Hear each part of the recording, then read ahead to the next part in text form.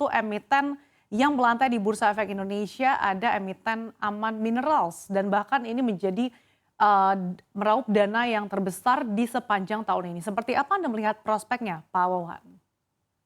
Ya, kalau kita bicara minerals, ini masuk ke sektor bahan baku ya. Jadi padanannya ya tadi sudah seperti disebutkan ada MDKA, Merdeka Copper. Jadi kalau kalau dari sisi komoditas sendiri, itu dari sisi harga sempat mengalami kenaikan signifikan di tahun 2022. Tapi di tahun 2023 itu mulai menurun. Tetapi dari sisi jangka panjang, karena kita masih bicara bahwa kita negara yang terus melakukan hilirisasi, kita terus juga membentuk kompleks industri untuk mobil listrik, untuk juga hilirisasi yang lain.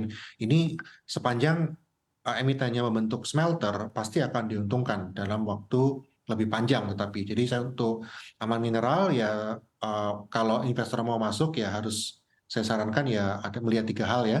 Sisi fundamental mereka cukup baik, prospek juga baik, likuiditas karena memang baru melantai ya kita harus pantau seperti apa likuiditas terutama dalam 3-6 bulan ke depan. Karena kalau likuiditasnya baik, sangat mungkin untuk masuk ke indeks likuiditas seperti LQ45. Kalau sudah masuk, ini biasanya akan lebih bisa dilirik oleh investor-investor institusi, sehingga bisa saja ada kenaikan. Oke, kalau kita lihat sektor energi pada tahun ini juga sudah cukup laggard, terkoreksi hampir 20%.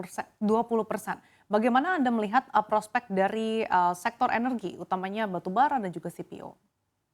Ya, di tahun ini memang dua sektor tersebut yang laggard ya. Satu paling paling turun memang energi 20% lebih. Lalu bahan baku tadi juga yang mineral-mineral juga sebenarnya mengalami penurunan sekitar 18% di tahun ini.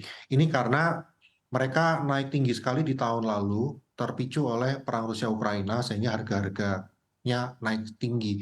Sementara di tahun ini mulai normalisasi menuju harga normalnya.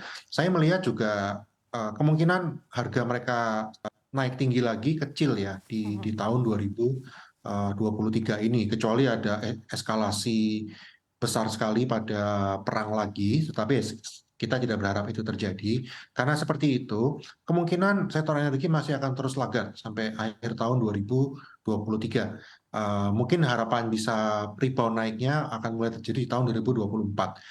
Sekali lagi kalau untuk sektor ini, ya saya sarankan investor kalau yang sudah masuk ataupun mau masuk mempertimbangkan untuk exit strategi ya. Bisa dengan profit taking kalau memang yang masih masih profit, atau ya cut loss juga bisa dipertimbangkan karena dari sisi harapan rebound untuk kembali ke level tahun lalu saya rasa kecil sekali. Mhm. Selain adanya aksi profit taking, tapi juga potensial upside-nya masih sangat kecil ya Pak Wawan ya. Terima kasih atas waktu dan juga insight-nya.